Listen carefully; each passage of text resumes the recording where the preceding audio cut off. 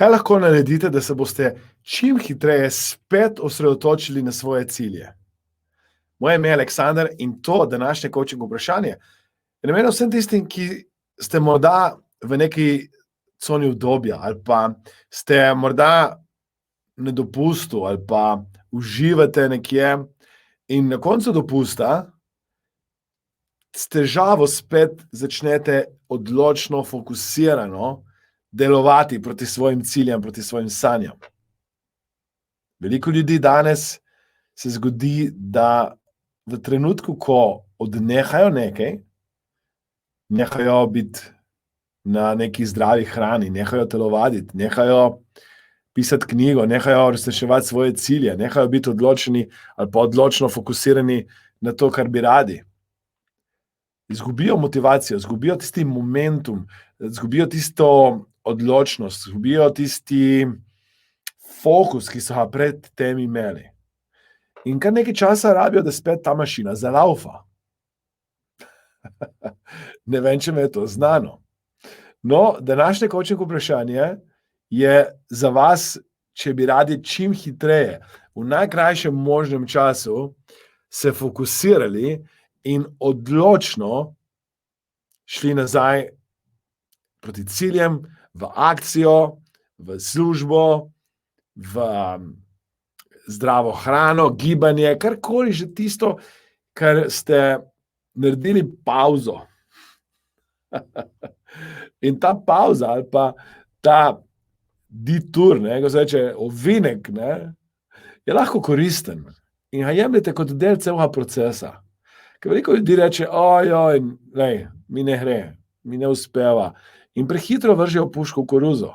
Ali pa rabijo toliko časa, da spet se tista mašina vklopi in da grejo proti ciljem. Zato je moja spodbuda, moje vprašanje, s katerim bi rad, da danes o njemu razmišljate, kako lahko čim hitreje, v najkrajšem možnem času, kar zdaj, v tem trenutku, greste nazaj odločno proti temu, kar bi vi radi. Ker vi nadzirate to mašinerijo, vi nadzirate vaše misli, vi nadzirate vaše občutke, vi nadzirate to, kar bi radi. Popravite vaše čustveno stanje, vaše notranje stanje, spremenite držo, dajte govoriti drugače, z drugim tonom, glasom, utišajte vse te notranje dialoge, meni se ne da, pa ne vem, pa kako bilo fajn še biti na dopustu, pa nimam časa, pa nimam energije, sem izgubila motivacijo, nekje po poti, nimam jaz strah, pa jaz nisem se nič. Nehajte govoriti stvari, ki vam ne koristijo, nehajte ponavljati besede, stavke, ki niso za vas in niso za vaše dobro, temveč rečete konc. Zdaj, v tem trenutku začnem na polno, z odločnostjo, z vso energijo korakati, uresničevati svoje cilje, sanje in odločno delati točno to, kar bi rada. To, kar bi rad. Vi ste gospodarji svojega življenja. Vi ste gospodarji vaših misli, občutkov, dejanj, vedenja. In ne se zgovarjati, da je krivo to, ki je toplo, pa ki je mrzlo. Ne se zgovarjati, da je krivo, da ste v takem obdobju življenja, pa noben me ne pohvali. Ne. Vi ste kreatorji vaše usode, vi ste kreatorji tega, kar hočete. Če ne zdaj, kdaj boste odločno, pa odločneje zakorakali proti temu, kar hočete. Upam, da je bilo to coaching vprašanje koristno. Če je bilo, prosim za like. Mislim, če všečkate, da bom se popravil, ko všečkate, mi date eno brco, da še kakšno coaching vprašanje posnamem.